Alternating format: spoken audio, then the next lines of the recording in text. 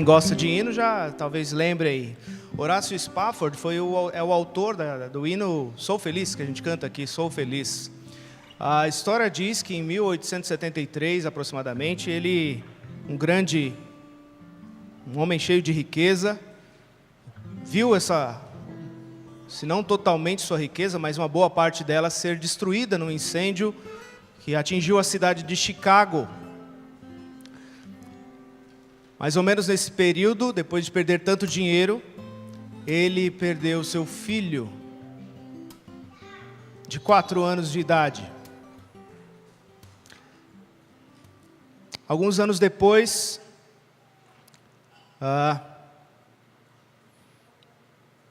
resolve passear com a família, ir à Inglaterra, se não me engano, a Londres. E por alguns compromissos, ele põe a mão na massa e volta a construir ir ao trabalho para sustentar a sua família. E por um dos compromissos, ele não vai nessa viagem. O navio que levava sua mulher e suas 4 filhas, também afunda, e ele perde as 4 filhas também. Ele recebe naquele dia, ou alguns dias depois, o recado da sua esposa, que ficou desacordada, foi salva. Se eu não me engano, 17 pessoas do navio se salvaram, a esposa dele foi uma dessas pessoas. E ele recebe o recado da sua esposa: estou viva, porém só.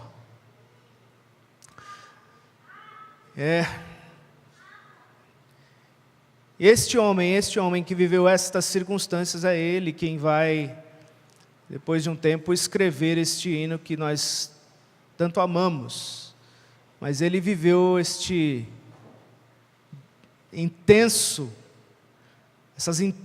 e pesadíssimas, eu pelo menos considero pesadíssimas cargas. Pesado demais. Como você se portaria? Qual seria o seu comportamento diante desse tipo de circunstâncias? Se você perdesse tudo, você se manteria... Qual seria a sua relação com Deus? Nós estamos nos últimos finais de semana falando sobre os livros de sabedoria. Nós estudamos, há uns domingos atrás, o livro de Provérbios, com a beleza da juventude. Provavelmente Salomão escreve na sua juventude, ou relatos a respeito da vida da juventude. É um livro para instrução a jovens também. E você tem no livro de Provérbios o princípio, lembra ali nos primeiros capítulo 1, versículo 7, se eu não me engano, você tem que o princípio da sabedoria é o temor do Senhor. O temor do Senhor é o princípio da sabedoria. Naquele dia nós terminamos dizendo que o temor do Senhor é a honra extrema que nós damos a Deus em nosso coração, nosso amor, nossa dedicação a Ele. Nós também vimos que, se você olhar lá, o livro de Provérbios aponta muitos caminhos, não é verdade? Olha, meu filho, vai por aqui, foge desta mulher, foge do caminho do preguiçoso, foge do caminho do bandido, daquele que é mau, e você vai receber os prêmios pela sua obediência, ou os prêmios por seguir por esses bons caminhos. Eles vão te levar a boa vida. Semana passada, porém, a gente deu uma olhada em Eclesiastes, e aí Eclesiastes, a história fica um pouco difícil, porque Salomão, o escritor ali de Eclesiastes, passa a olhar a vida e ele diz: bem, eu vi que, de fato, eu sei que o justo ele recebe bons caminhos, mas eu vi que o justo também passa por sofrimento. Nós lemos aqui há pouco o Salmo 73, o salmista olhando para a vida dos homens à sua volta. Eles têm saúde, eles são admirados, eles têm dinheiro, as pessoas seguem eles. Parece que só a gente que se complica, só a gente que passa dor. Até que eu entrei no santuário de Deus e eu vi o final deles. Mas até então, Passei por sufoco tentar compreender como é que é a vida. Não é fácil, não é simples, e não é mesmo. E parece que nós temos nessa trilogia de livros, hoje nós vamos terminar nossos estudos sobre isso, que se em Provérbios nós temos este princípio de retribuição, aquilo que você faz, você recebe proporcionalmente aquilo que você colhe, planta você colhe, né? Princípio da semeadura. Em Eclesiastes isso fica turvo para nós, de fato a vida é um vapor, e é difícil de compreender essas coisas. E nós vamos então hoje abrir as nossas Bíblias em Jó, dar uma olhada na vida deste homem e observar que de fato a vida não é tão simples quanto nós imaginamos.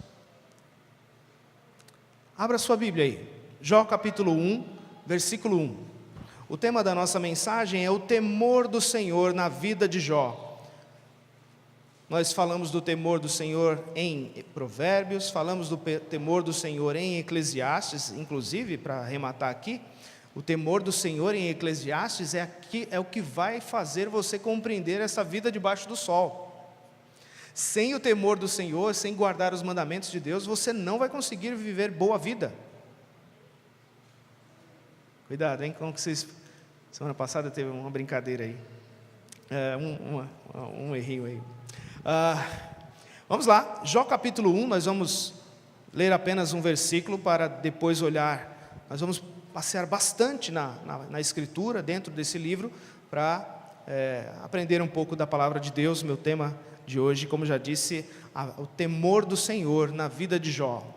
A palavra de Deus inicia a história deste homem desta forma: na terra de Uz vivia um homem chamado Jó, era homem íntegro e justo, temia a Deus e evitava fazer o mal. Alguns entendem que Jó foi contemporâneo, já vi que Jó foi contemporâneo de Abraão. Alguns até colocam ele até antes disso, mas eu penso que com o tempo de Abraão seja algo coerente.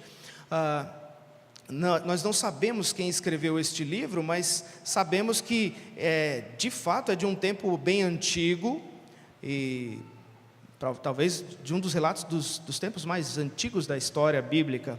Esse homem, nós sabemos, nós vamos dividir aqui nosso estudo em 3 partes.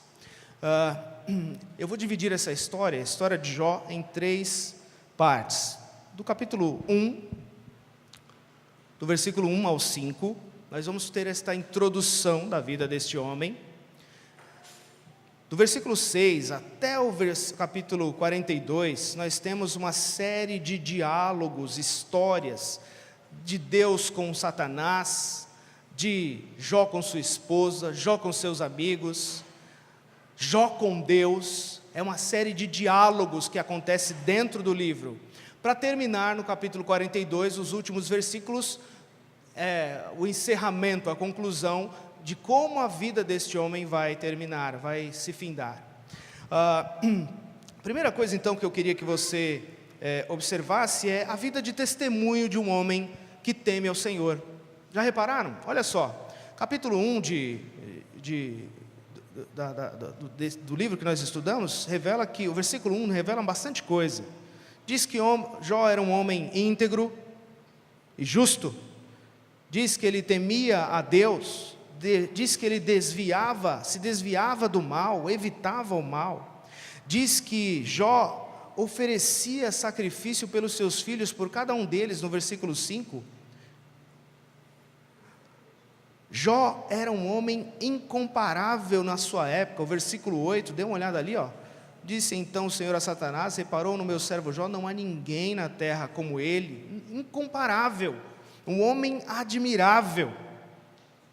E se nós formos até o final, com os dedos lá no capítulo 42, você vai ver que o próprio Deus diz que ele era um homem reto. 42 verso 7, a palavra de Deus, Deus mesmo testemunhando sobre ele, diz que o meu servo falou tudo o que é certo ao meu respeito.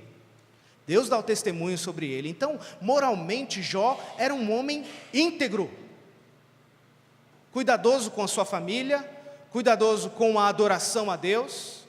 Lembra? Ele chegava a dar os seus sacrifícios. Talvez os meus filhos não tenham se arrependido. Olha a extensão do cuidado desse homem. Mas não somente moralmente Jó era um homem íntegro, cheio de piedade. A palavra também diz que ele era um homem rico, próspero. Versículo 3 do capítulo 1 diz aí que Jó tinha 7.000 ovelhas, 3.000 camelos, 500 juntas de bois. A junta de bois é um boizinho do lado do outro, então dobra isso aí, 1.000 bois, 500 jumentos, 500 ovelhas, tudo isso no versículo 3. Tinha muitos servos a seu serviço, e era o homem mais rico do Oriente. Homem rico, homem abençoado por Deus, próspero materialmente. A gente tem um pouco de medo de falar isso por causa do evangelho da prosperidade, né? Mas a gente não pode cair, né, jogar aquela velha historinha, né? Você joga a água da banheira fora, mas não joga o bebê. Não é isso? É essa a história, não é assim? Não toma cuidado para o bebê não ir junto. É a mesma coisa, a gente tem dificuldade, por exemplo, a falar do Espírito Santo. Por quê? Porque igrejas pentecostais é que valorizam o Espírito Santo e a igreja presbiteriana não fala do Espírito. Já repararam nisso? Toma cuidado. Da mesma forma, aqui, um homem abençoado por Deus, próspero, também era um homem abençoado em sua família. Era um homem casado, daqui a pouco a gente vai ver um pouco da dificuldade que a mulher dele traz para ele, mas tinha 10 filhos, no versículo 2, você vai encontrar que ele tinha 7 filhos homens e 3 mulheres, ele tinha harmonia no lar. Olha, muito provavelmente Jó poderia ser um presbítero, fatalmente, né? Conduz bem a família, cuida bem dos seus servos, das suas coisas. Se você for ali, o versículo 4 diz que os seus filhos viviam em harmonia. Olha só, seus filhos costumavam dar banquetes em casa, então havia união dentro da sua família. Isso é coisa pela qual a gente luta às vezes dentro das nossas famílias.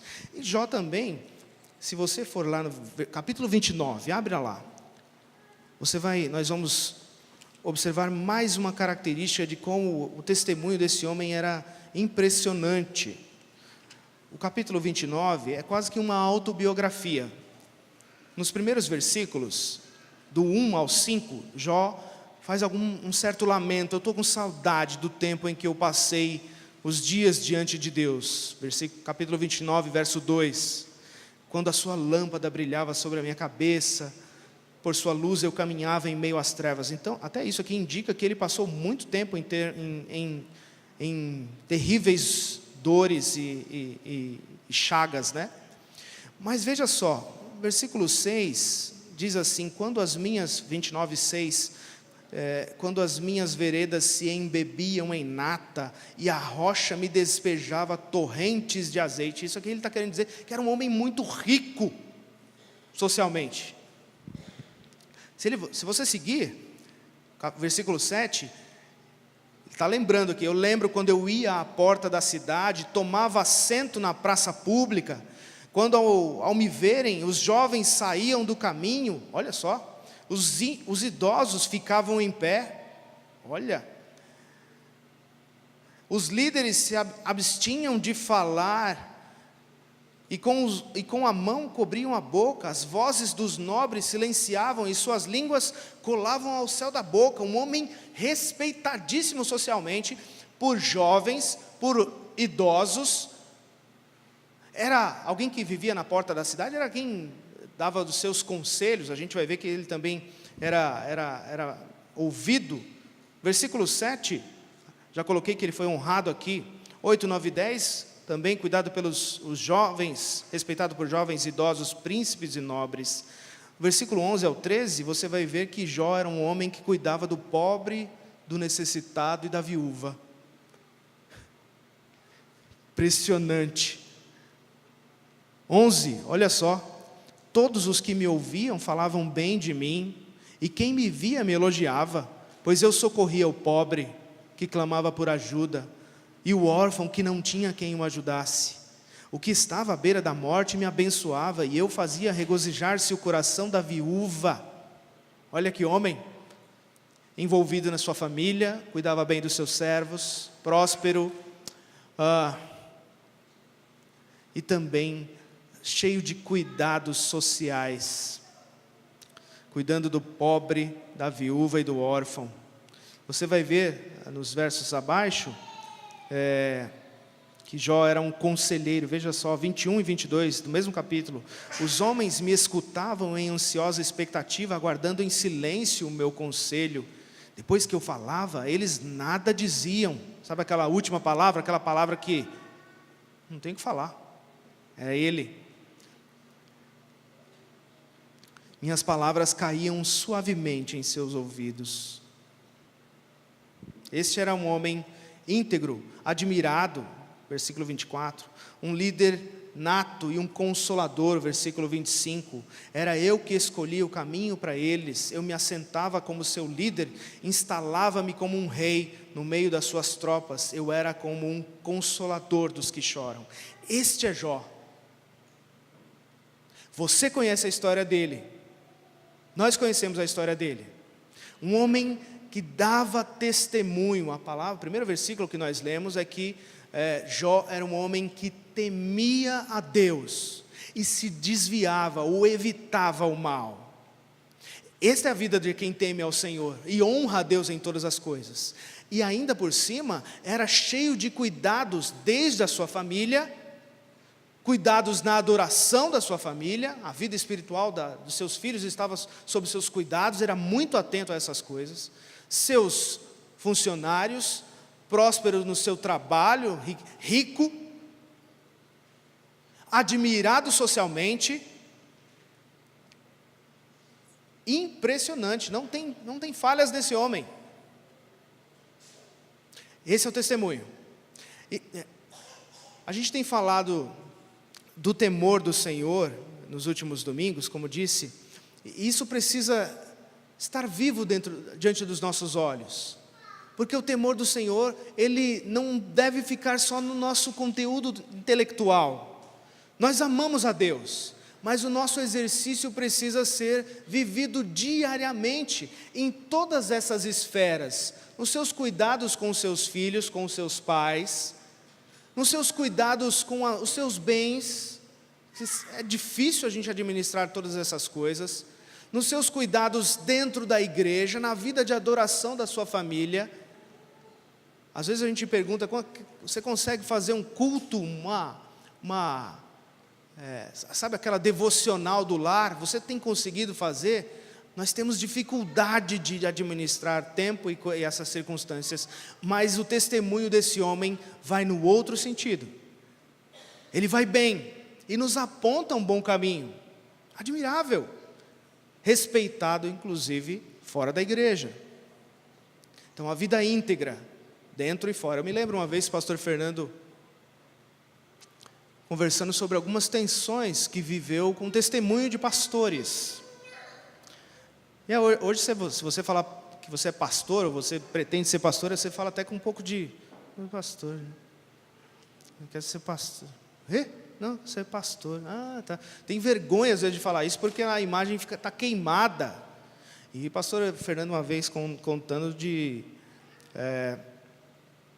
um homem que não se importava em ser um caloteiro socialmente, um crente, e um pastor que não se importava. Não, na igreja eu trato tudo direitinho, mas fora eu não preciso me preocupar com isso.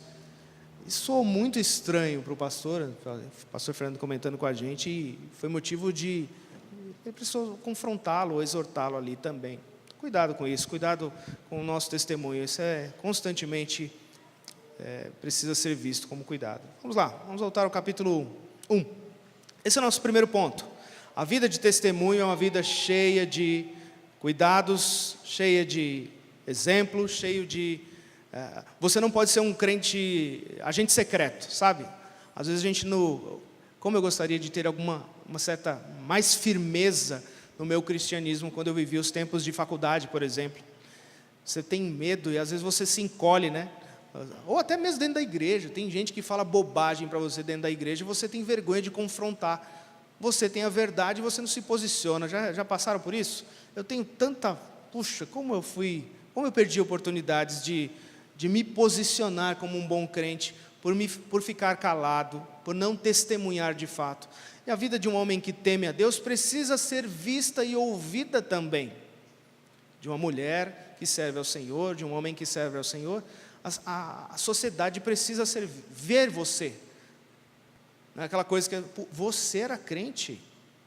Às vezes acontecia lá na faculdade, no final do curso, você descobrindo um ou dois que eram crentes, e era inimaginável que aquelas pessoas fossem crentes, mas se diziam crentes. Então, cuidado com o seu testemunho.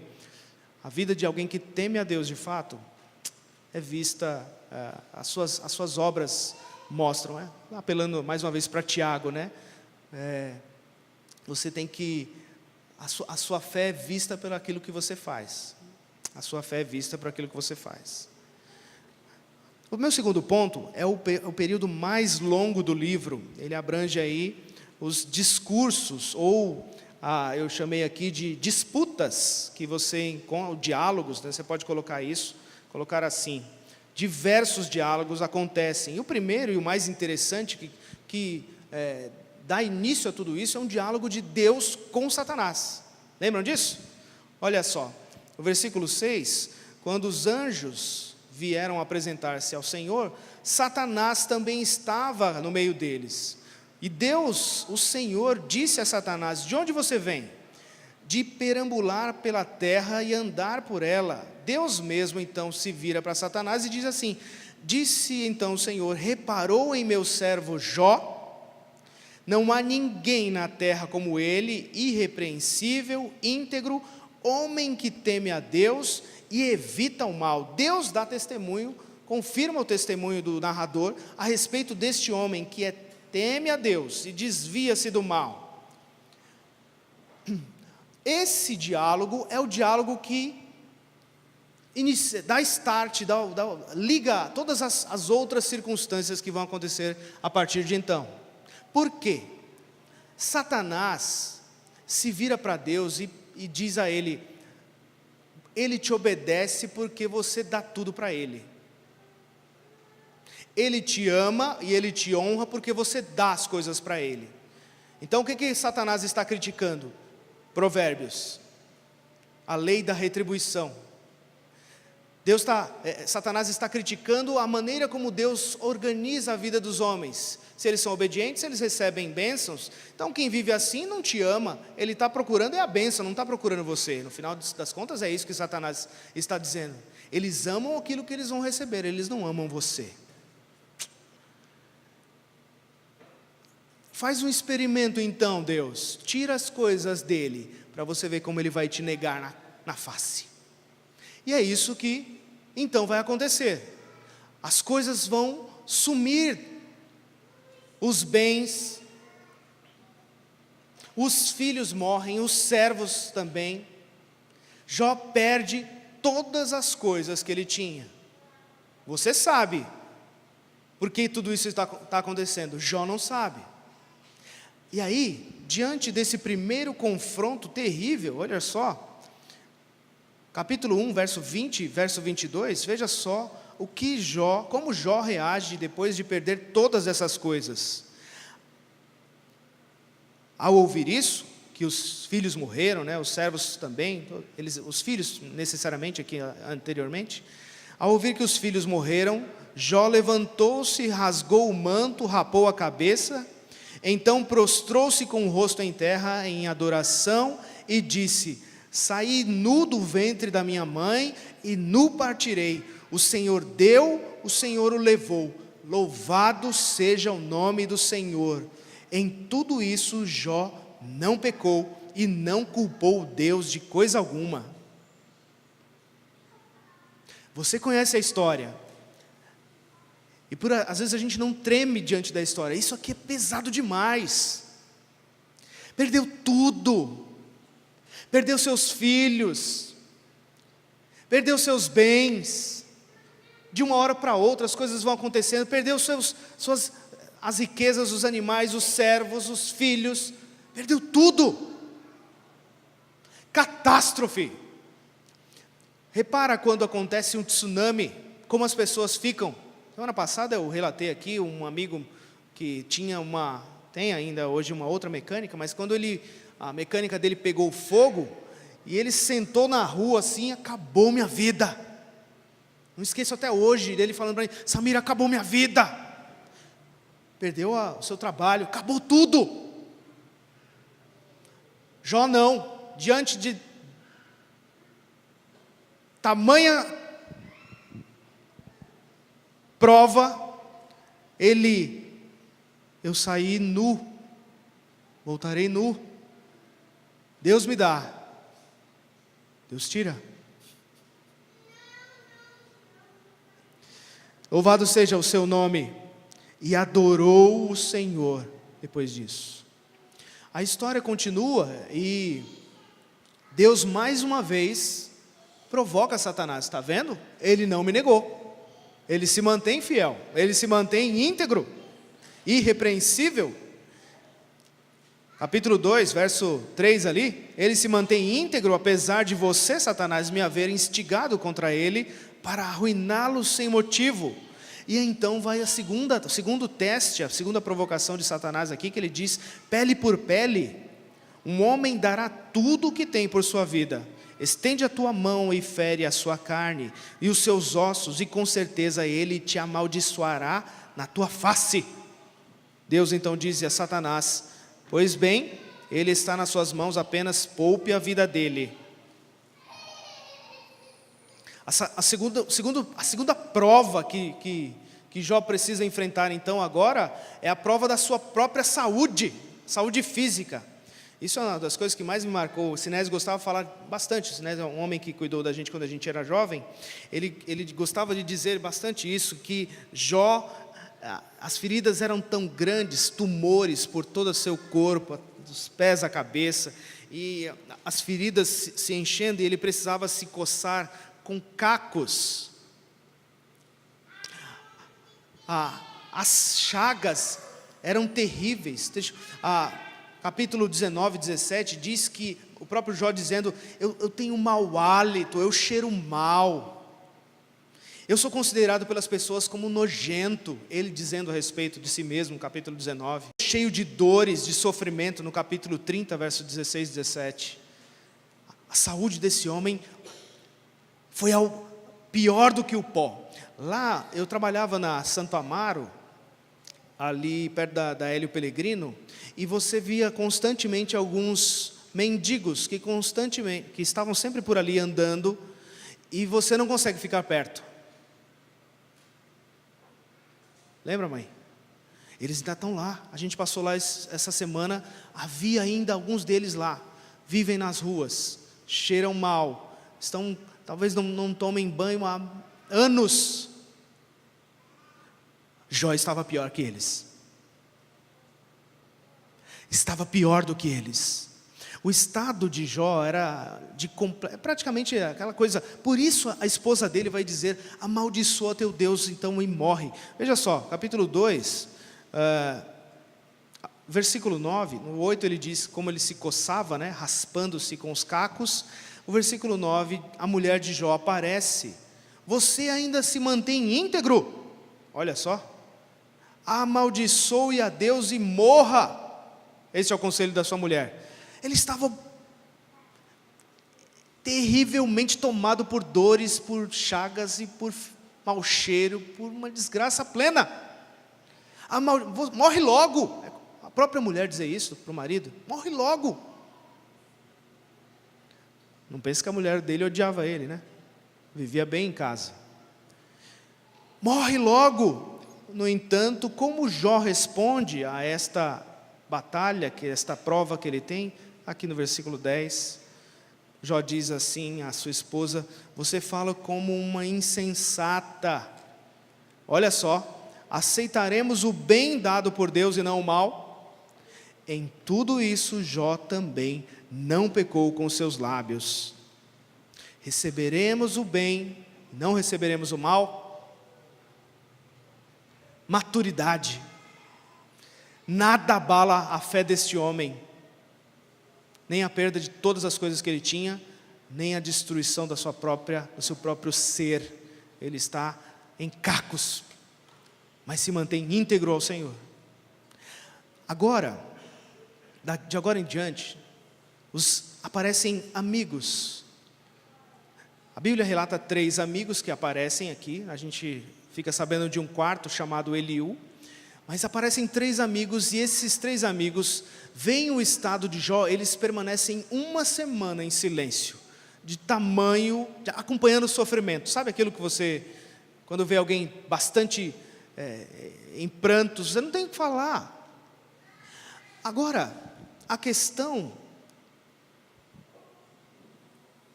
que começa a aparecer nesses discursos dos seus amigos, Elifaz, Bildade e Zofar, é que eles insistentemente, eles não estão acreditando de que um homem, como sofrendo aquilo tudo, não tenha pecado.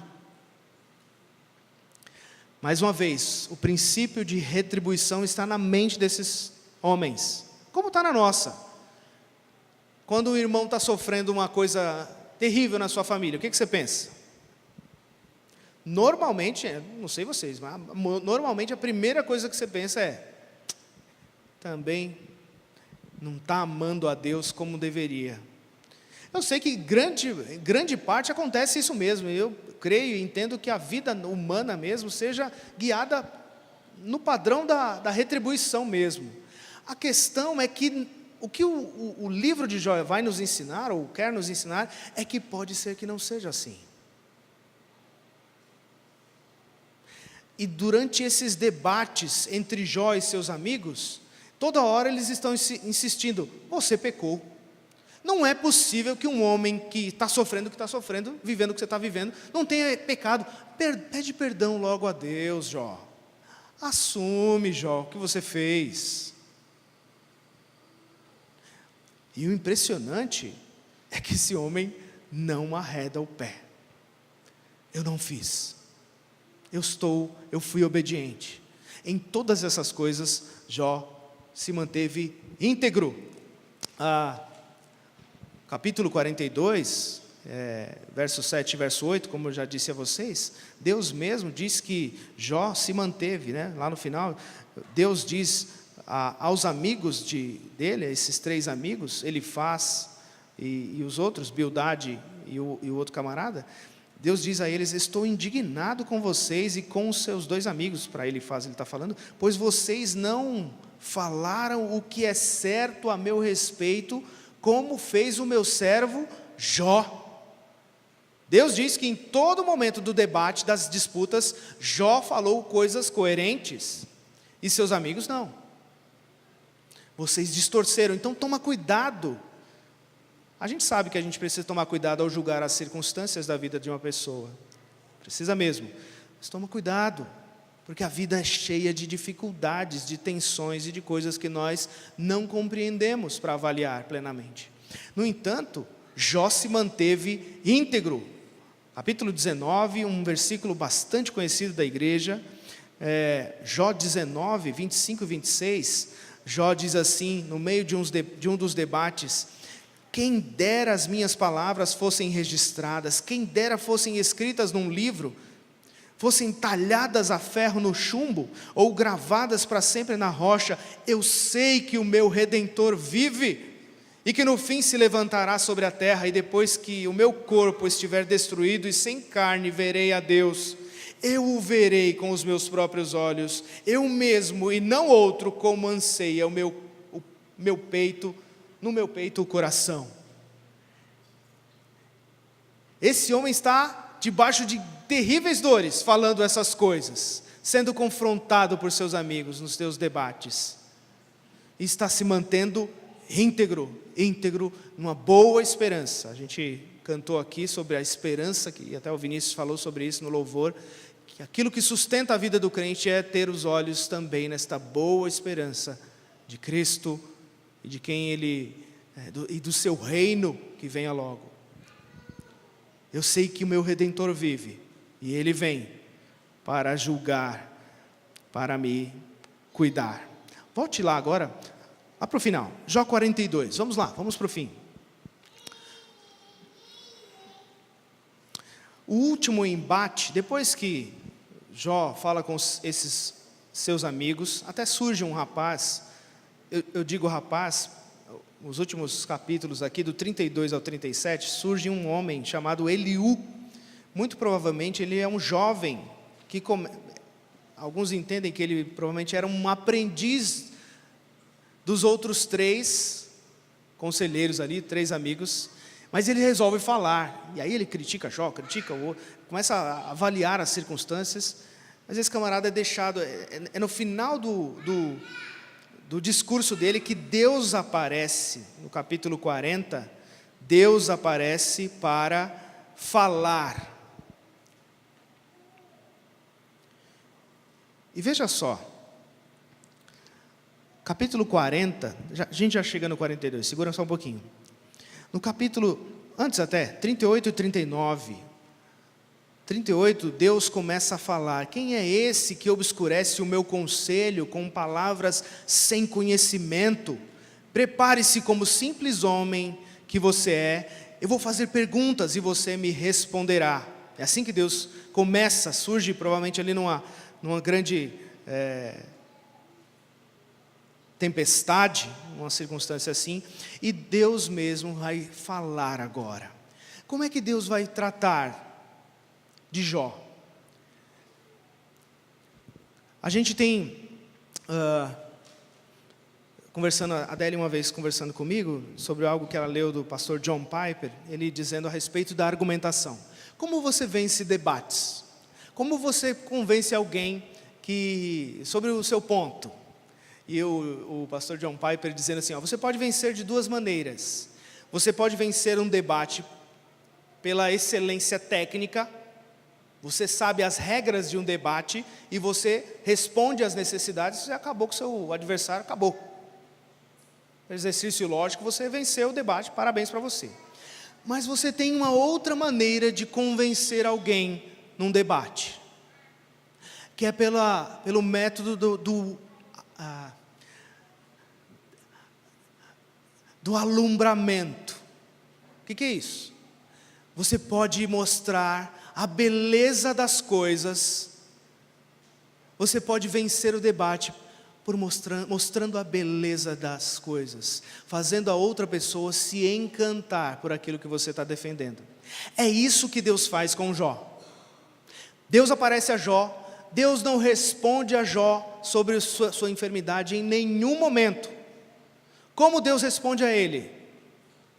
Mostrando a sua criação. Quer ver?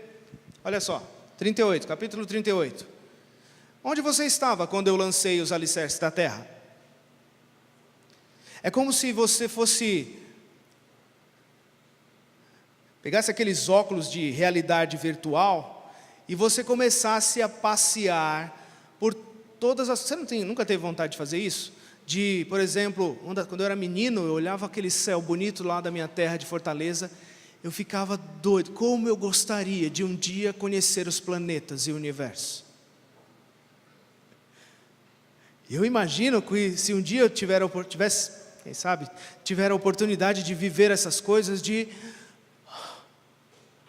quase chegar e dizer, como eles não veem. Ou quando eu acompanho a NASA, quando a gente recebe algumas imagens que os grandes telescópios vão fazendo dos planetas, é impressionante. Os arcos, as estrelas, os cometas, é tudo muito grandioso, gente. É tudo muito gigantesco. É tudo muito imensurável. Deus pega Jó e vem cá, onde você estava quando eu cuidava e lançava os fundamentos da terra e do mundo? Não somente isso,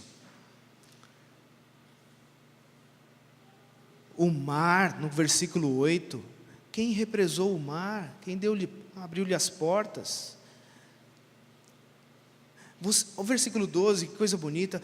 Jó, você já deu ordens amanhã? Ou mostrou a alvorada o seu lugar? Sabe aquilo que todo dia acontece para a gente com a coisa mais, como se fosse a coisa mais banal. Deus diz, eu estou organizando essas coisas o tempo todo. De manhã nós falamos sobre isso no Salmo 104, como Deus diz, olha, a leoa não come, os leões não comem se eu não dou comidas a eles. Os pássaros também não. Deus é grandioso. Todo esse capítulo 38 e 39, Deus está passeando com o seu servo. Olha, como é que os relâmpagos, você conhece o caminho deles? Esses dias, chuvas com grandes relâmpagos aqui na nossa cidade. Olha o versículo 24. Qual o caminho por onde se repartem os relâmpagos? Você sabe, Jó? Onde é que os ventos orientais são distribuídos sobre a terra? Quem é que abre um canal para a chuva torrencial de São Paulo? Há um caminho para a tempestade trovejante, para fazer chover na terra em que você não vive, em que não vive nenhum homem, no deserto onde não há ninguém, para matar a sede do deserto árido e nele fazer brotar vegetação. Acaso a chuva tem pai, Jó? Quem é o pai das gotas do orvalho? E vai. Deus não responde a Jó, não questiona ele, quem é a Trindade? Quem sou eu?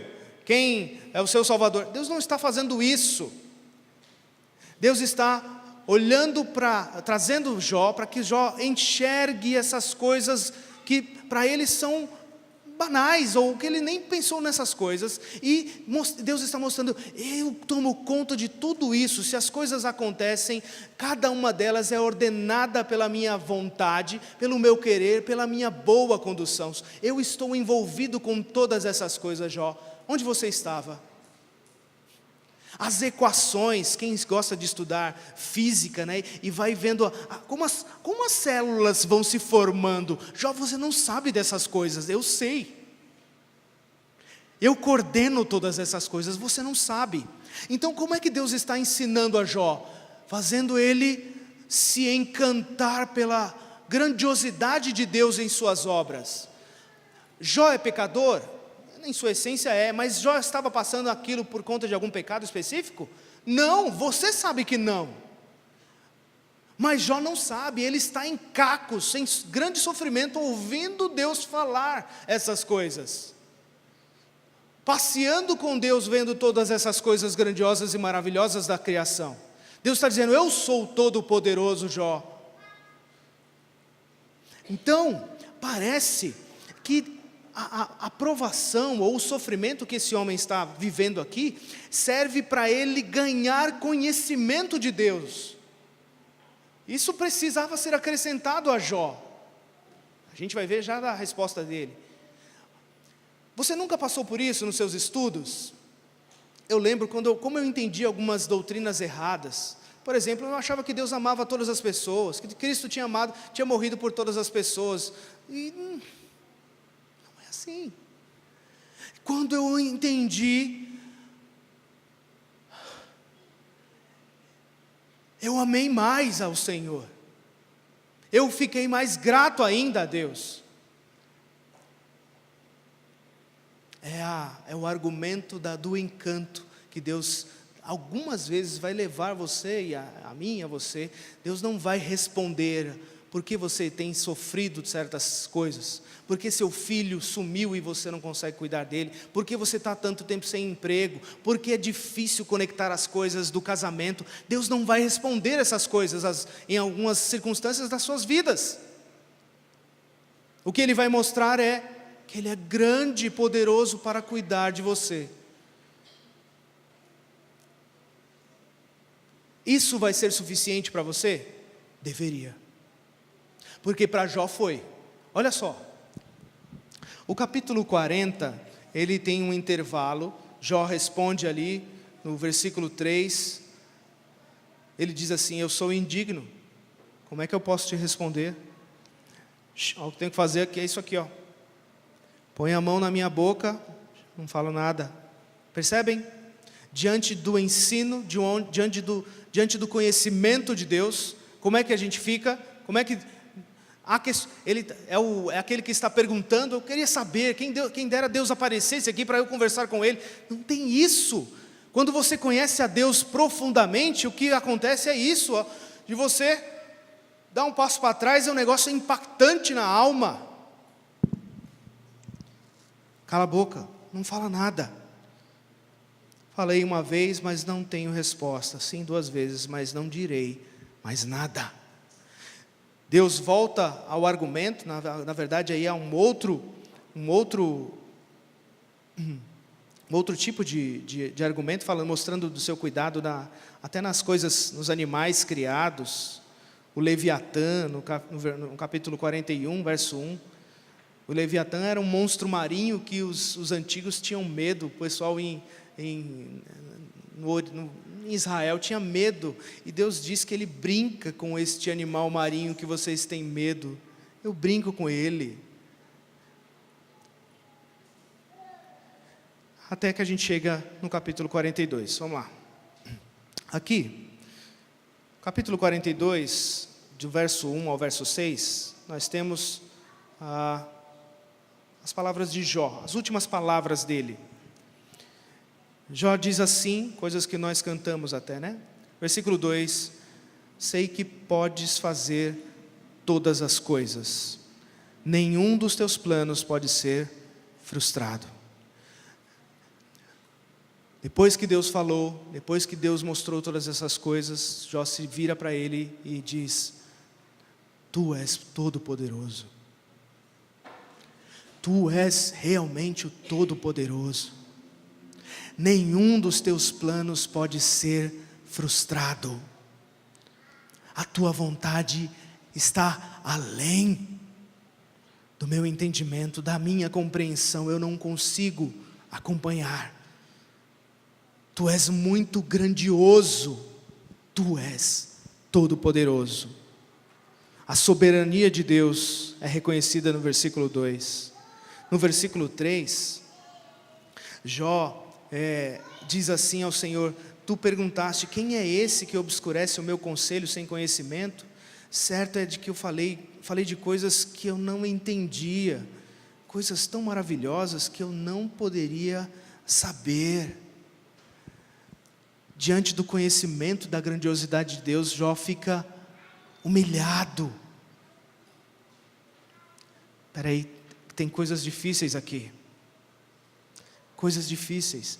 E toma cuidado, né? Porque sabe, eu gosto muito de falar sobre este cuidado de Deus na sua criação. Isso para mim me impacta demais. Não sei com relação a você. Talvez você não se impacte porque você, nós vivemos uma época de que tudo gira em torno de você. E quando Deus vai responder Jó, em nenhum momento Deus fala de Jó. É quase que Deus fala: eu não estou nem aí para o que você está fazendo. Eu vou te mostrar outra coisa. Mas eu não vou te falar, eu não vou falar das suas dores. Eu vou te mostrar a minha grandiosidade. É isso que te basta. Ou deveria ser isso que basta a mim e a você também. Eu sei que é difícil quando nós temos grandes tensões em nossa vida. Nós articularmos essas coisas, raciocinarmos com seriedade, com serenidade. Por isso a gente precisa apelar às orações e estar diante do Senhor o tempo todo. Senhor, me ensina. E quando Deus resolver te ensinar, Ele vai te treinar mesmo. Veja Paulo, como nós lemos agora há pouco. Paulo disse que aprendeu a viver contente na abundância e no sofrimento. Treinamento. Aprendi. Não nasceu sabendo. Foi treinado. Tem momentos que Paulo diz: olha, fui lançado, fui picado por serpentes, fui chicoteado, fui humilhado, fui dado como morto. Esse é o caminho do meu cristianismo, Paulo está dizendo. No entanto, ganhei Cristo. Outro momento, quando Paulo vai falar do seu status: eu era o melhor dos judeus, cheio de credenciais para ser um bom fariseu. Contudo, considerei tudo isso como perda, como nada, para ganhar a Cristo. Cristo é suficiente.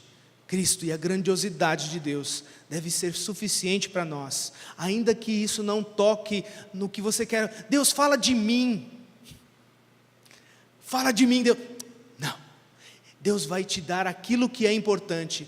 E geralmente quando Deus fala, Deus não fala de você, porque Deus não divide a glória dele com a gente. Isso tudo vai nos afetar, vai cuidar de nós, mas não vai dar aquilo que os nossos ouvidos querem. Isso deveria nos bastar. Bastou para Jó. Ele não tem resposta, mas ele vê um Deus todo-poderoso. Ele vê um Deus agora com os olhares de outra. Eu falei de coisas que eu não sabia, coisas que eu não entendia. Deixa eu dar um passo atrás aqui e ficar quieto. E não somente isso, Deus vê na boca deste homem a gratidão. Olha só, versículo 4, Jó diz assim: tu disseste, agora escute, eu falarei, vou fazer-lhe perguntas e você me responderá. Jó agradece a Deus pela maneira como Deus ensina a ele. Obrigado porque o Senhor é meu professor. Obrigado. E aí no versículo 5, versículo 6, os meus ouvidos já tinham ouvido a teu respeito, agora os meus olhos te veem, por isso eu menosprezo a mim mesmo, e me arrependo no pó e na cinza. É o que eu chamo da boa humilhação. Toda vez que você vê a grandiosidade do seu Senhor, o caminho do arrependimento e da boa humilhação devem vir acompanhados aí no seu coração. Senhor, tu és grande demais. Marcão, quando orou aqui, ele lembrou daquilo. Toda vez que nós nos aproximamos da luz, da pureza do Senhor, nós começamos a perceber as nossas deficiências. E parece que o caminho de Jó foi esse, de ver um Deus grandioso demais, além do que ele já via, além daquilo que ele já conhecia. Ele teve um upgrade no conhecimento de Deus, e ele falou: peraí, que tem coisa sabe, substância aqui, não é uma papinha que nós estamos comendo aqui, é um alimento sólido, ou é uma boa carne, que você não dá para você comer rápido, você tem que mastigar para puxar todo o suco da carne, todo o bom alimento daquela carne. Você não come uma carne boa correndo. Jó está diante de uma grandiosa refeição diante dele. E ele fala: peraí, por isso eu me humilho e me arrependo no pó e na cinza. No final das contas, neste embate também, Jó é aprovado. E por fim, o terceiro ato do nosso estudo aqui, mostra que as últimas palavras aqui de Deus para a história desse homem, mostram que a vida de temor desse homem foi recompensada. Na verdade, um homem cheio de misericórdia, né? O que você falaria para os seus amigos? Você provavelmente já passou por isso, de alguns amigos que te acusaram indevidamente. Como é que você reagiu? Às vezes você tem até inimizade até hoje com eles. Está pecando, hein? Tem que resolver isso aí, não pode ter inimizade. Olha só, Deus fala assim: você e seus amigos falaram tudo errado sobre mim, vão lá, vocês têm que pedir para Jó orar por vocês. E Jó vai orar por seus amigos, para que Deus abençoe seus amigos. Você oraria por aqueles que te fizeram mal, ou por aqueles que te julgaram mal? Jó orou. Jó orou por aqueles que insistentemente, sabe o que você fala? Não estou, gente, eu estou certinho, estou fazendo direitinho. Não está. Você é cheio de pecado, Jó. Não estou. Jó ora por eles, no capítulo 42, ali a partir do versículo 8, versículo 9, diz assim: então Elifaz, Temã, Bildade, Suá, Zofar, Naamate fizeram o que o Senhor lhes ordenara, e o Senhor aceitou a oração de Jó. Depois que Jó orou por seus amigos, aí começa a vir o retorno de tudo, né? O Senhor tornou novamente próspero e lhe deu em dobro tudo o que tinha. Mas veja, antes de chegar aqui, E se a história terminasse ali, sem a restituição? A gente sabe que ele vai receber os bens em dobro, os servos em dobro, vai receber os novos filhos, ele vai ser recompensado, mas qual foi a resposta de toda essa história para Satanás? De que há homens que amam a Deus, independente das coisas que recebem de Deus. Essa foi a resposta de Deus a Satanás. Veja, um homem que me ama e que conhece de mim, que me honra, independente das coisas que ele tenha. Jó não pergunta sobre as suas dores. Depois que ele ouve o Senhor, ele diz: isso basta. Na verdade, isso é grande demais para mim. Ele foi desenvolvido no seu amor para com o seu Senhor. O meu Deus me basta. Quer ver? Olha só, eu tirei aqui algumas coisas que nós cantamos aqui, nesta noite. Deixa eu ver aqui. Coisas que nós cantamos e coisas que nós lemos, né? Algumas letras aqui, pequenos trechos. Agradeço, Senhor, por fazeres em minha vida só aquilo que Tu queres. Você cantou isso? Ou nós lemos no capítulo 73 do Salmo 25, 26, a quem tenho no céu senão a Ti, e na terra nada mais desejo além de estar junto a Ti. O meu corpo e o meu coração poderão fraquejar, mas Deus é a força do meu coração e a minha herança para sempre. É todo suficiente o meu Senhor. A ideia é essa, você leu isso. Ou o hino 155, Castelo Forte, né? Se temos de perder família, os bens, o prazer, se tudo se acabar, e então chegar à morte, com Ele reinaremos. Você cantou isso. Filipenses 4, 12 e 13, já citei aqui Paulo, dizendo que eu sei o que é passar necessidade, de fartura também. Aprendi o segredo de viver contente em toda e qualquer situação, seja bem alimentado, seja com fome, tendo muito ou passando necessidade. Tudo posso naquele que me fortalece. O Senhor é o combustível, o Senhor é o alvo, o Senhor é o que mata a sede, o Senhor é todo suficiente. Quando Agostinho viu a glória, o meu coração agora achou, né? Eu estava desesperado, mas agora que eu encontrei o Senhor, estou pleno, estou saindo de grandes lutas, de grandes confrontos, mas caminhos excelentes de conhecimento do Deus vivo e verdadeiro. É para isso que nós fomos também chamados. Vamos